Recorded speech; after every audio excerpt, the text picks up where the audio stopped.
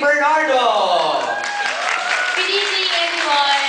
Salamat po sa mga pumuntang press natin, of course. And yung mga fans na dito ngayon, thank you so much, guys. Of course, DJ!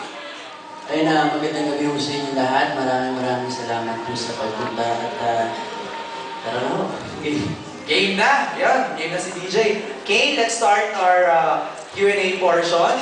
Simulan natin kay Catherine, kay Daniel. Gusto ko malaman ano ang inyong pakiramdam. Are you feeling excited? Are you pressured? Ano yung emotions nyo ngayon na malapit na mapanood ang Got to Believe at babalik na kayo sa Primetime Pida? When was Princess and I? Kailan matapos yun?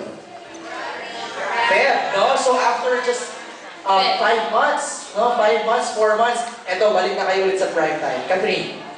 Actually, more on excitement talaga yung naramdaman namin dito sa project na to. Kasi super ganda talaga ng story yung sinabi sa amin. So, bago yung mapapanood nila sa Primetime, hindi yung typical love story na napapanood nila. And, ayun, parang good vibes na talaga kami pag-taping eh. Kasi nga, maganda yung story and yung mga kasama namin. So, sana po ako ganun. Si Daniel naman.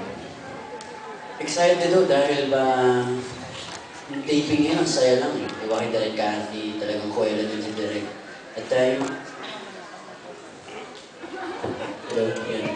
yung mga kasama mo natin, masasaya rin yung kasama. So mag-aalang mo talaga yung pakiramdam niyo. Okay. Kane? Here we have a first question. Question from Glenn Sibonga of Tik Tapon. Ayan. Daniel, tsaka Catherine, congrats.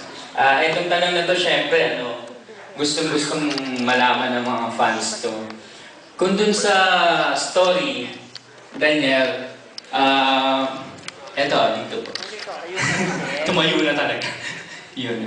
Kung dun sa story, tama ng bala yung tumama dun sa ulo mo.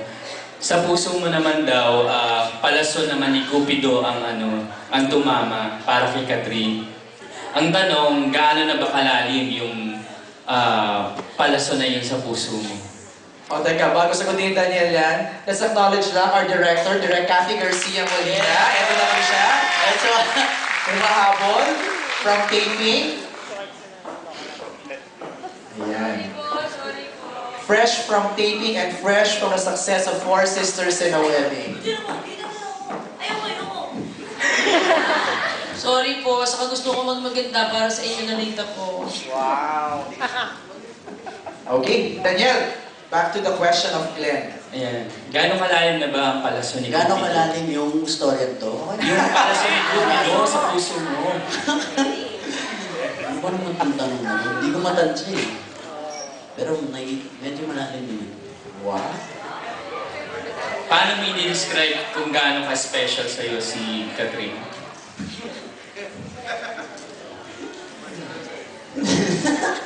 Para mabilib kami. Hello? Ganito.